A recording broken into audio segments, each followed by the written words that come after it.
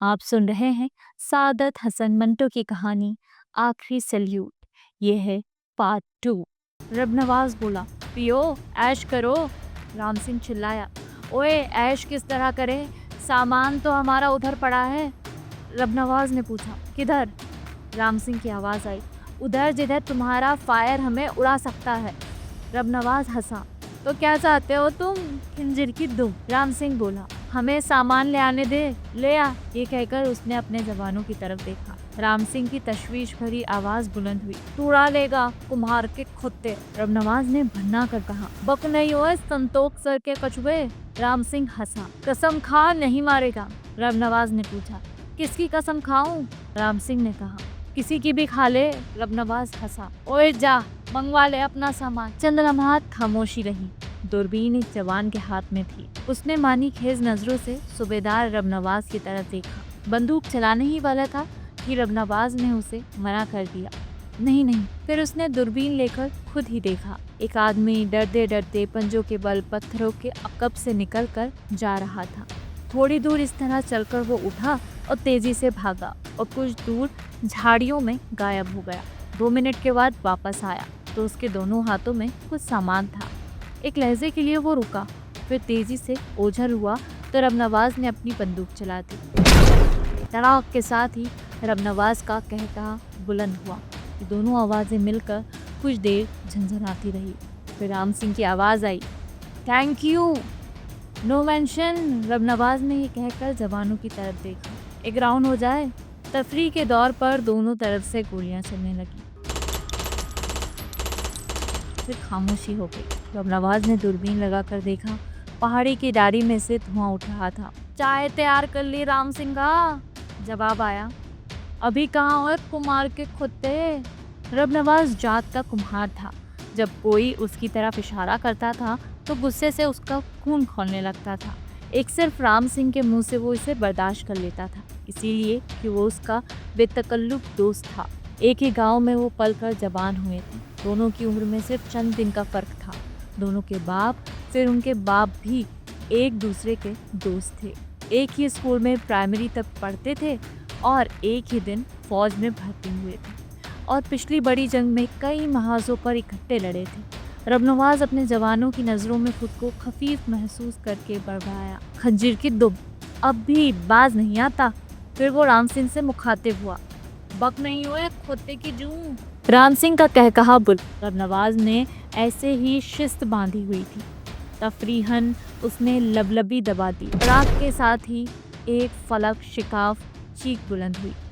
रब नवाज ने फौरन दूरबीन लगाई और देखा कि एक आदमी नहीं, राम सिंह पेट पकड़े पत्थरों की दीवारों से जरा हटकर दोहरा हुआ और गिर पड़ा। रब नवाज जोर से चीखा, राम सिंह, और उछलकर खड़ा हो गया। उधर से बैक वक्त 3-4 फायर हुए। एक गोली रब नवाज का दायां बाजू चाटती हुई निकल गई। फौरन ही वो औंधे मुंह जमीन पर गिर पड़ा। अब दोनों तरफ से फायर शुरू हो गए। इधर को सिपाहियों ने गड़बड़ से फायदा उठाकर पत्थरों के अकब से निकलकर भागना चाहा। उधर से फायर जारी थी मगर निशाने पर कोई न बैठा। रब नवाज ने अपने जवानों को उतरने का हुक्म दिया। 3 फौरन ही मारे गए, लेकिन उफ्ताओं खेजा बाकी जवान दूसरी पहाड़ी पर पहुंच गए। राम सिंह खून में लथपथ पथरीली जमीन पर पड़ा करहा रहा था। गोली उसके पेट में लगी थी। रब नवाज को देखकर उसकी आंखें तमतमा उठी। मुस्कुराकर उसने कहा, ओए कुमार के खोते, ये तूने क्या किया? रब नवाज राम सिंह का जख्म अपने पेट में महसूस कर रहा था, लेकिन वो मुस्कुराकर उस पर झुका और दो जानू होकर उसकी पेटी खोलने लगा। खिंजीर की दुम, तुमसे किसने बाहर निकलने को कहा था? पेटी उतारने से राम सिंह को सख्त तकलीफ हुई। दर्द से वो चिल्ला चिल्ला पड़ा। जब पेटी उतर गई और रब नवाज ने जख्म का मुआयना किया जो बहुत खतरनाक था, तो राम सिंह ने रब नवाज का हाथ दबाकर कहा, मैं अपना आप दिखाने के लिए बाहर निकला था कि तूने, ओए रब के पुत्र, फायर कर दिया। कसम वहदहुल्ला शरीफ की, मैंने ऐसे ही बंदूक चलाई थी। मुझे मालूम नहीं था कि तू खुत्ते का सिंह बाहर निकल रहा है। मुझे अफसोस है। राम सिंह का खून काफ़ी बह गया था। रब नवाज और उसके साथी कई घंटों के बाद वहां पहुंचे थे। इस अरसे तक तो एक पूरी मशक खून की खाली हो सकती थी। रब नवाज को हैरत थी कि इतनी देर तक राम सिंह जिंदा रह सकता है। उसको उम्मीद नहीं थी कि वो बचेगा। हिलाना झुलाना गलत था, चुनाचे उसने फ़ौरन वायरलेस के ज़रिए से प्लाटून कमांडर से दरख्वास्त की कि जल्दी एक डॉक्टर रवाना किया जाए। उसका दोस्त राम सिंह जख्मी हो गया है। डॉक्टर का वहाँ तक पहुँचना और फिर वक्त पर वहाँ पहुँचना बिल्कुल मुहाल था। रबनवाज को यकीन था कि राम सिंह सिर्फ चंद घड़ियों का मेहमान है। फिर भी वायरलेस पर पैगाम पहुंचाकर उसने मुस्कुराकर राम सिंह से कहा, डॉक्टर आ रहा है, कोई फिक्र न कर। राम सिंह बड़ी नहीफ आवाज़ में सोचते हुए बोला, फिक्र किसी बात की नहीं, ये बता मेरे कितने जवान मारे हैं तुम लोगों ने? रबनवाज ने जवाब दिया, सिर्फ एक। राम सिंह की आवाज़ और ज़्यादा नहीफ हो गई। तेरे कितने मारे गए? रबनवाज ने झूठ बोला, 6। और ये कहकर उसने मानी खेज नज़रों से अपने जवानों की तरफ देखा। 6 राम सिंह ने एक एक आदमी अपने दिल में गिना। मैं ज़ख्मी हुआ तो वो बहुत बददिल हो गए थे, पर मैंने कहा खेल जाओ अपनी और दुश्मन की जान से। 6 ठीक है। वो फिर मांझे के धुंधलकों में चला गया। रबनवाज, याद है वो दिन तुम्हें? और राम सिंह ने बीते दिन याद करने शुरू किए। खेतों खलिहानों की बातें, स्कूल के किस्से, 6/9 जाट रेजिमेंट की दास्तानें, कमांडिंग अफसरों के लतीफ़े और बाहर के मुल्कों में अजनबी औरतों से मुआशके। उनका जिक्र करते हुए राम सिंह को कोई बहुत दिलचस्प वाक़या याद आ गया।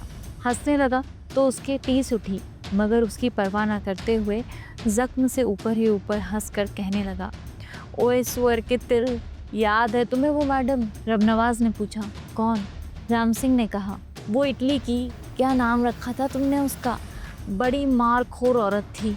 रबनवाज को फ़ौरन ही वो औरत याद आ गई।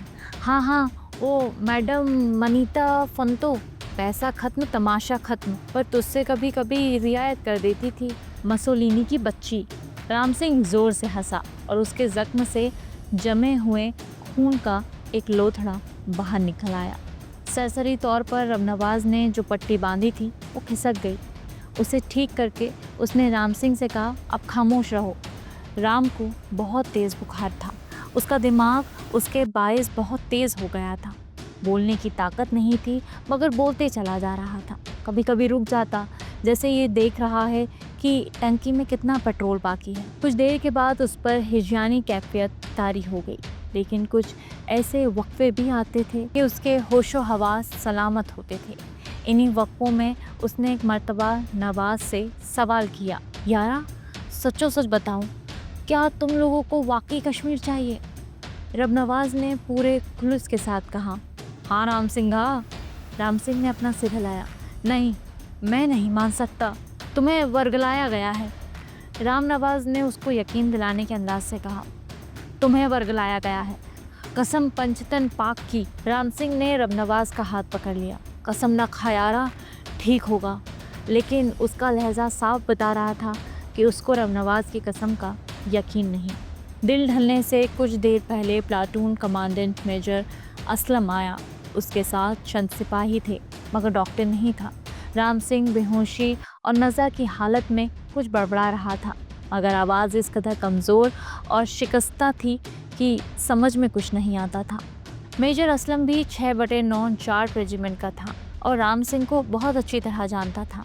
रबनवाज से सारे हालात दरियाफ्त करने के बाद उसने राम सिंह को बुलाया। राम सिंह, राम सिंह। राम सिंह ने अपनी आंखें खोली। लेटे लेटे अटेंशन होकर उसने सल्यूट किया, लेकिन फिर आंखें खोलकर उसने एक लहजे के लिए गौर से मेजर असलम की तरफ देखा। उसका सल्यूट करने वाला अकड़ा हुआ हाथ एकदम गिर पड़ा। झुंझलाकर उसने बड़बड़ाना शुरू किया, कुछ नहीं हुए राम सिंह, भूल ही गया तो सुअर के नल्ला कि ये लड़ाई। राम सिंह अपनी बात पूरी ना कर सका। बंद होती हुई आंखों से उसने रबनवाज की तरफ नींद सवालिया अंदाज में देखा और सर्द हो गया।